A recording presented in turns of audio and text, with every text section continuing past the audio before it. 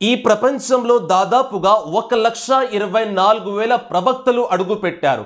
కానీ వారు ఎవ్వరు కూడా అల్లాహ్ను కళ్ళారా చూడలేదు. ఈ యొక్క సౌభాగ్యం మన మహాప్రవక్త వారికి దక్కింది. సోదరులారా, మానవుడికి మానవత్వం నేర్పిన ఆ యొక్క మహానుభావుడు అంతిమ దైవ ప్రవక్త ముహమ్మద్ రసూలుల్లాహ్ సల్లల్లాహు అలైహి వసల్లం వారు స్వయంగా కళ్ళారా అల్లాహ్ను చూశారు. కానీ కొందరు దీనిని అంగీకరించారు. మహాప్రవక్త వారు అల్లాహ్ని కలలో చూశారు అని కొందరు సమాధానం చెప్తారు. ఇది వాస్తవం కాదు. సోదరులారా, మిష్కాత్ షరీఫ్ లో ఈ విధంగా వచ్చింది. బాబు పేరు బాబుల్ మసాజిద్. మహాప్రవక్త వారు స్వయంగా తెలియజేస్తున్నారు, రాయితు రబ్బీ ఫీ అహ్సని సూరతిన్, मैंने अपने रब को उसकी बेहतरीन शक्ल में देखा.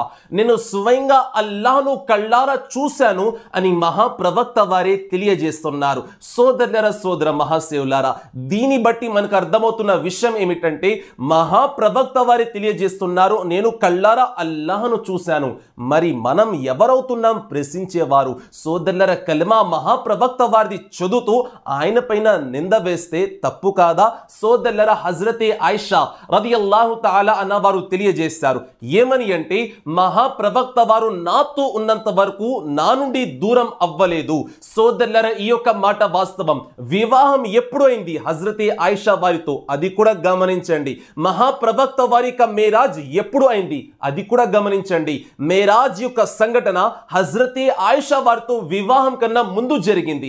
మక్కా షరీఫ్ లో ఉన్నప్పుడు హజ్రతే ఉమ్మే హానీ వారి యొక్క ఇంట్లో ఉన్నప్పుడు మహాప్రవక్త వారు అల్లాహ్ను కళ్ళారా చూడడానికి వెళ్ళారు. అదే షబే మేరాజ్ యొక్క పవిత్రమైన రాత్రి.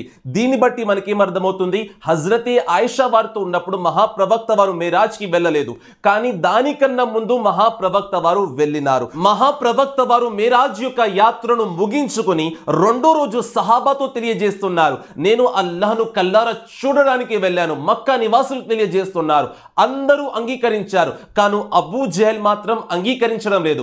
అతడు వెళ్ళి హజ్రతే అబూబకర్ వారితో అంటున్నాడు, ఓ అబూబకర్, ముహమ్మద్ ఇబ్నే అబ్దుల్లా సల్లల్లాహు అలైహి వసల్లం ఏం మాట్లాడుతున్నాడో తెలుసా? పిచ్చి పిచ్చిగా మాట్లాడుతున్నాడు. అతడు అల్లాహ్ను కళ్ళారా చూశాడు అని అంటున్నాడు. 7 ఆకాశాలు దాటుకుంటూ వెళ్ళాను అని అంటున్నాడు. మాజల్లాహి సుమ్మా మాజల్లా.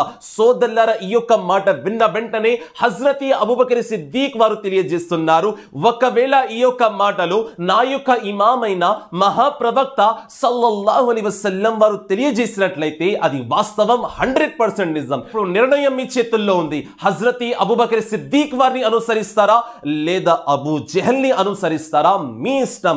సోదరులారా, మహాప్రవక్త వారు స్వయంగా తెలియజేశారు, నేను అల్లాహ్ను కళ్ళారా చూశాను. ఇందులో అభ్యంతరం అన్నదానికి అసలు స్థానం ఉండదు. ఇందులో ప్రశ్నించడానికి మనం ఎవరు?